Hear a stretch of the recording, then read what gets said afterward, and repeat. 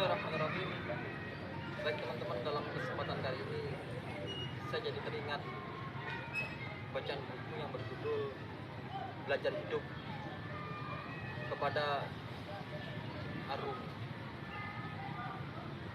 Sosok seorang tokoh tasawuf yang bernama Jalaluddin Ar-Rumi.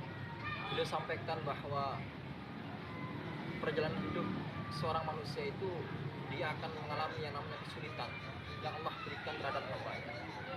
Hal demikian itu akan menjadikan sosok manusia akan menjadi seorang manusia yang kuat, yang hebat dan tangguh ketika menjalani hidupnya dan dibenturkan dalam situasi yang sulit.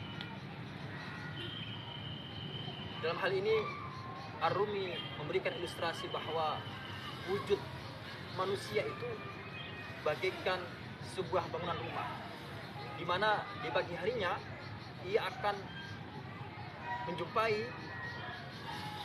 tamu, di mana tamu itu yang bernama kesulitan, kebahagiaan, kegundahan hati, keresahan, dan lain sebagainya. Nah, dalam menghadapi hal ini kita dituntut untuk mampu dan menjadi manusia yang tangguh sehingga mampu menjalani kehidupan ini dengan luar biasa. Sama halnya dengan kejadian yang dialami oleh Robiah Al-Adawiyah. Suatu ketika Robiah Al-Adawiyah ini tangannya patah.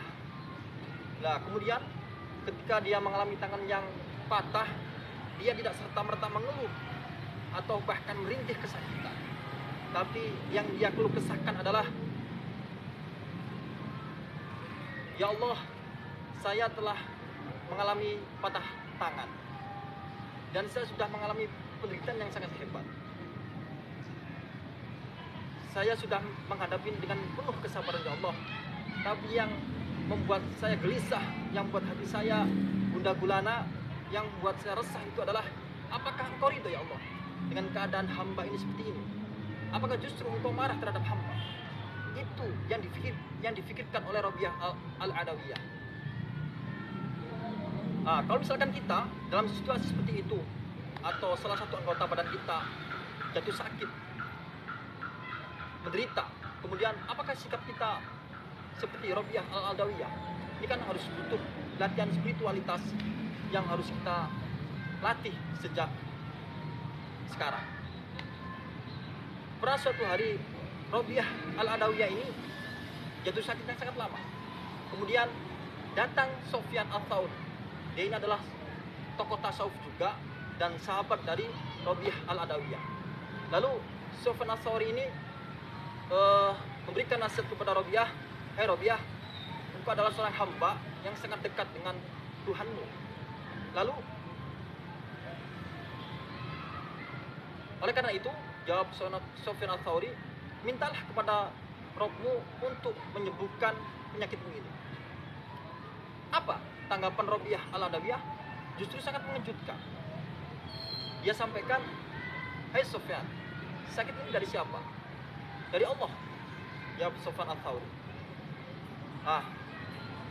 "Engkau tahu sakit ini dari Allah.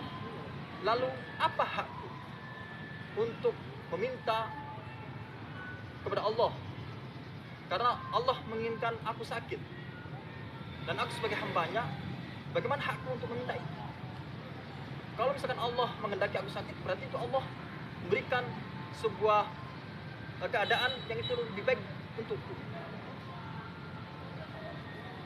Kalau misalkan aku meminta suatu hal yang telah Allah berikan, berarti aku tidak ikhlas. Berarti aku telah kufur nikmat." Nah, inilah paradigma atau gambaran atau cara pandang yang ditampilkan Robiah Al-Adawiyah kepada kita semua, bahwa kalau misalkan Allah telah memberikan sebuah keadaan kepada kita, kita harus mensyukuri hal itu. Bukan berarti Robiah tidak ikhtiar. Logikanya adalah ketika kita dalam situasi mendapatkan kenikmatan, misalnya kayak kelulusan atau ulang tahun, kemudian teman-teman kita, orang tua kita, atau saudara karib kita, atau kekasih hati kita melempari kita dengan kue atau telur. apakah kita marah? Tidak. Justru kita menerimanya dengan penuh kebahagiaan. Lalu pertanyaannya, apakah kita tidak menghapus kotoran yang ada di seluruh anggota badan kita? Kan kita hapus. Begitu pula dengan yang Allah berikan kepada kita semua.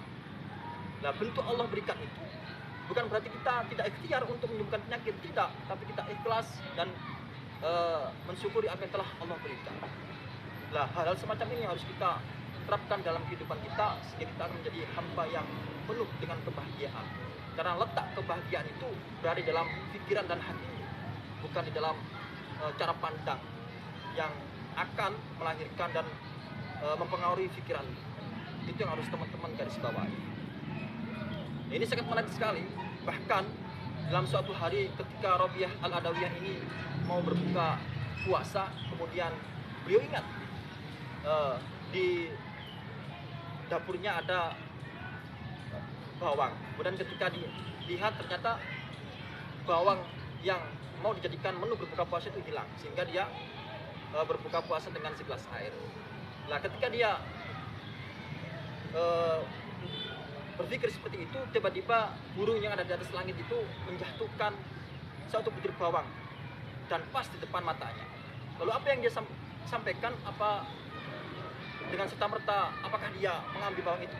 Tidak. Bahkan Rabiah Al-Adawiyah ini mengatakan, enggak saya ambil, karena apa-apa yang saya inginkan dan apa-apa yang saya harapkan Allah langsung kasih. Coba kalau misalkan kita dalam posisi seperti itu, kemudian Allah tiba-tiba memberikan sebuah kenikmatan yang sangat luar biasa, bentuk semisal materi atau uang atau rumah kediaman yang kita idam-idamkan, pasti langsung kita ambil. Nah, itulah perbedaannya seorang tasawuf atau sufistik dengan kita semua. Jadi baik teman-teman, kita harus mencontoh apapun yang telah diajarkan kepada kita sehingga kita menjadi manusia yang penuh dengan kebahagiaan. Mungkin hanya sedikit atau sekelumit cerita yang ingin saya sampaikan kepada teman-teman dan semoga bermanfaat. Sekian dari saya. Terima kasih.